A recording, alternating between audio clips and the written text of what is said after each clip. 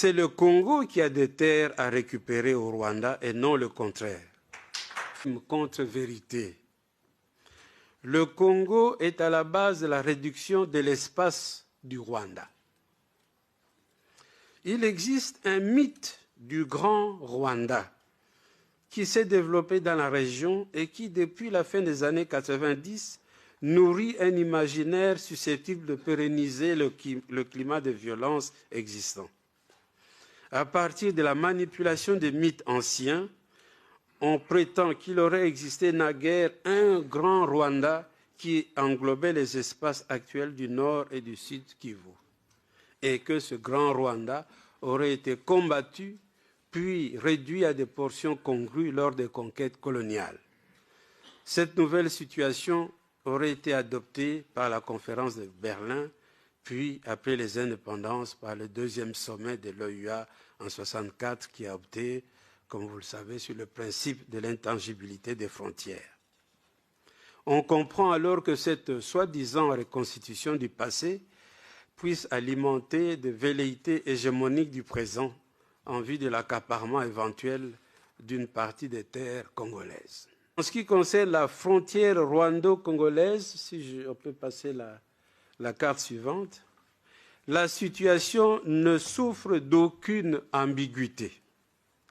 S'il faut revenir à la première carte de la région du 1er août 1885, c'est le Congo qui a des terres à récupérer au Rwanda et non le contraire. Car sur cette carte initiale, si vous pouvez bien regarder ce coin-là, sur cette carte initiale, la partie occidentale du Rwanda était congolaise.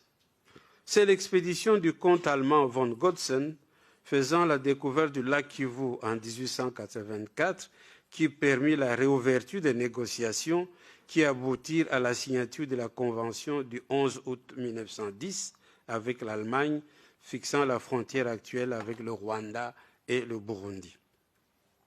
Par cette convention, qui adopta un nouveau tracé allant du mont Sabinyo au Tanganyika, le Congo perdit une partie de ses terres au profit du Rwanda-Burundi. L'instrumentalisation de l'histoire des conquêtes rwandaises au XIXe siècle est également une accumulation de malentendus et même d'erreurs.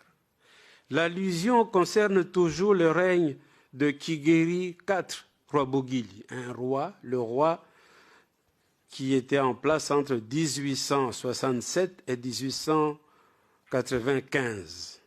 Avec ses 8 armées, ce roi aurait organisé 13 campagnes militaires à la base de l'extension et de la centralisation du royaume du Rwanda.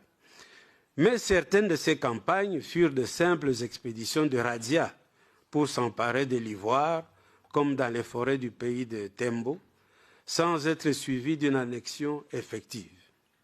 De même, toutes ces campagnes ne furent pas toujours couronnées de succès, comme dans le sud contre le Burundi ou encore contre